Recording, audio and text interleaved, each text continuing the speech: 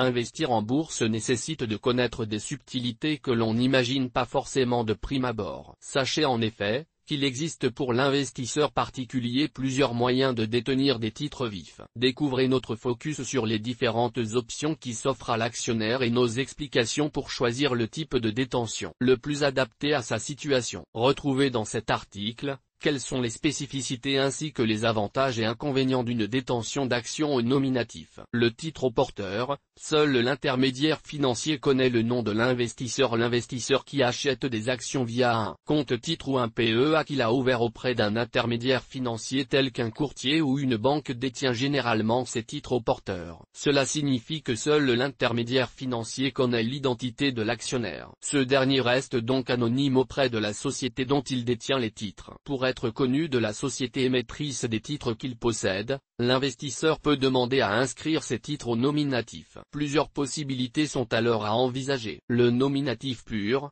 les titres de l'investisseur sont directement gérés par la société émettrice. En optant pour le nominatif pur, les titres détenus par l'investisseur sont directement inscrits et gérés par la société émettrice de l'action en bourse. Celle-ci effectue elle-même les opérations comme le paiement d'un dividende, l'utilisation de droits de souscription ou encore l'attribution d'actions nouvelles. Le nominatif administré, les titres de l'investisseur sont inscrits auprès de l'émetteur mais gérés par un intermédiaire. Dans le cadre du nominatif administré, les titres détenus par l'investisseur sont également inscrits auprès de la société émettrice mais la gestion de ces titres est confiée à un intermédiaire. À noter qu'un titre détenu dans un PEA ne peut être placé au nominatif pur mais peut être placé au nominatif administré. Avantages et inconvénients d'une détention de titres au nominatif. L'inscription au nominatif présente l'avantage pour l'investisseur de recevoir directement tous les documents proposés par la société émettrice comme le rapport annuel, les lettres aux actionnaires ou encore les convocations aux assemblées générales. De plus, les titres détenus au nominatif ne sont pas soumis aux éventuels frais de gestion ou droits de garde prélevés par l'intermédiaire financier. Dans certains rares cas, après 2 ans de détention de titres au nominatif,